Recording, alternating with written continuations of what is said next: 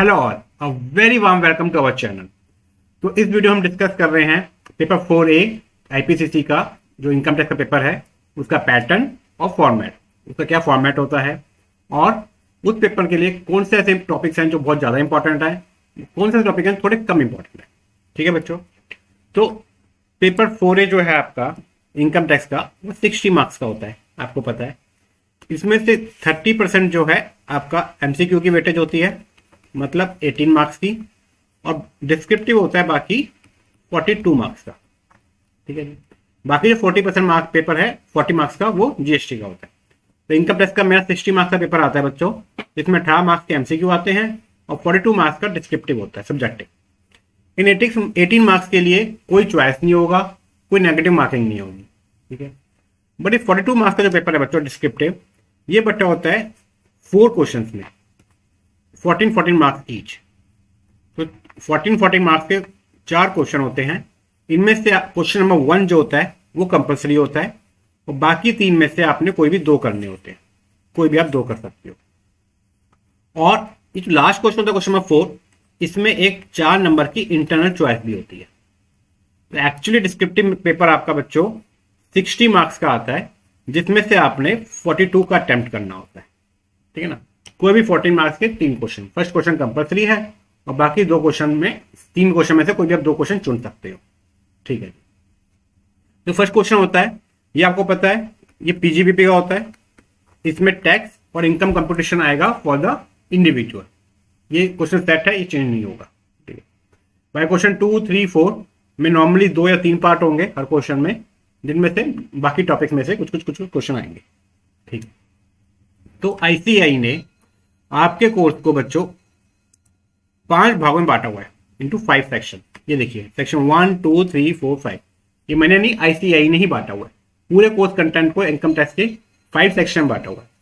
पहला सेक्शन है बच्चों बेसिक कंसेप्ट रेजिडेंशियल स्टेटस। ये भी आईसीएआई कहता है कि इसमें से मैं 9 से 12 मार्क्स के क्वेश्चन पूछूंगा। तो आईसीएआई ने आपको काम बहुत आसान किया हुआ है, आपकी लाइफ बहुत ईजी की हुई है। आपको बता रखा है किस सेक्शन कितने वेटेज है। सेक्शन 2 है सेक्शन 10 वगैरह का और 5 हेड्स ऑफ इनकम। इसमें सबसे बड़ी ज्यादा वेटेज है 15 से 21 मार्क्स की। उसके बाद बाकी 3 जो सेक्शन है उन तीनों सेक्शन में 9 से 12, 9 से 12, 9 से 12 मार्क्स की वेटेज।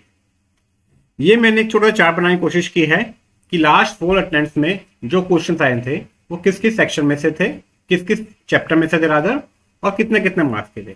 तो ये जो चार्ट है पूरा आपको आप डाउनलोड कर सकते हो, डिस्क्रिप्शन बॉक्स में लिंक है, just to get an idea कि आईसीएआई में क्वेश्चन किस किस चैप्टर में से कितने कितने आते हैं। इसी चार्ट में से निकाल के हमने बनाया बच्चों कैटेगरी ए, बी और सी। ये जो कैटेगरी ए है इसमें जनरली आपका 25 टू 32 मार्क्स का पेपर आ सकता है, जनरली इसमें से आता भी है। बाकी जो बचा कैटेगरी बी, उसमें आपका बच्चों 15 से 20 मार्क्स का पेपर आएगा, और जो बचा जनरली कैटेगरी सी में से आएगा 4 या 6 मार्क्स का पेपर। आईसीआई जनरली ये ट्रेंड फॉलो करता है।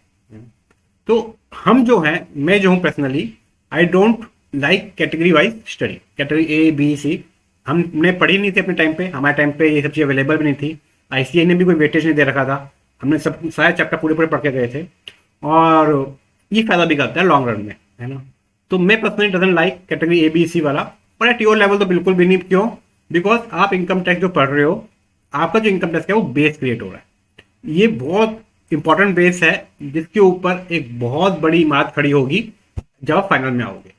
तो अगर बेस कमजोर होगा तो इमारत कमजोर होगी। अगर आप अभी सही से इनकम टैक्स नहीं पढ़ोगे तो फाइनल में आपको इनकम टैक्स पढ़ने में दिक्कत होगी, आपके जो कंसेप्ट हैं क्लियर नहीं होंगे।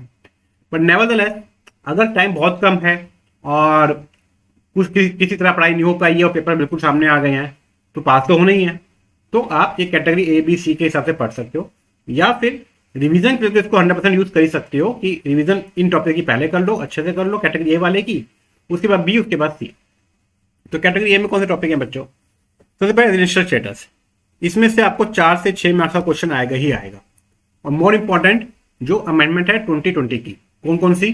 या तो डीम रेजिडेंस की सेक्शन 6(1)(a) वाली, कि आप किसी और कंट्री में टैक्स के लेबल नहीं हो तो इंडिया में आप रेजिडेंट बन जाओगे, RNOR। या फिर वो वाली कि अगर आपकी इनकम 15 लाख से ऊपर है और आप 120 दिन उससे ऊपर इंडिया में रहते हो तो आप RNOR बन जाओ, विजिट के लिए आए हो तो। ठीक है जी, तो ये जो दो सेक्शन है रेजिडेंशियल स्टेटस में, ये बहुत ज़्यादा इंपॉर्टेंट है। वैसे पूरा रेजिडेंशियल स्टेटस ही इंपॉर्टेंट है ना। इसमें 4 से 6 मार्क्स का पेपर जनरली इसमें से आता ही आता है।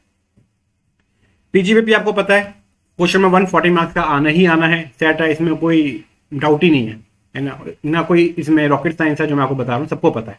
ठीक।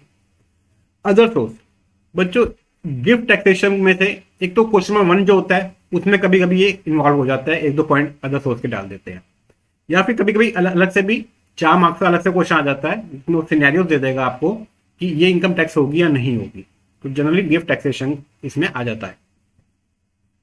क्लबिंग बच्चों, क्लबिंग और सेट ऑफ का नॉर्मली 4-4 मार्क्स का पेपर इंडिविजुअल क्वेश्चन आता ही आता है, और ये बहुत सिंपल क्वेश्चन होते हैं, हमेशा सेम चीज को बार बार रिपीट करते रहते हैं।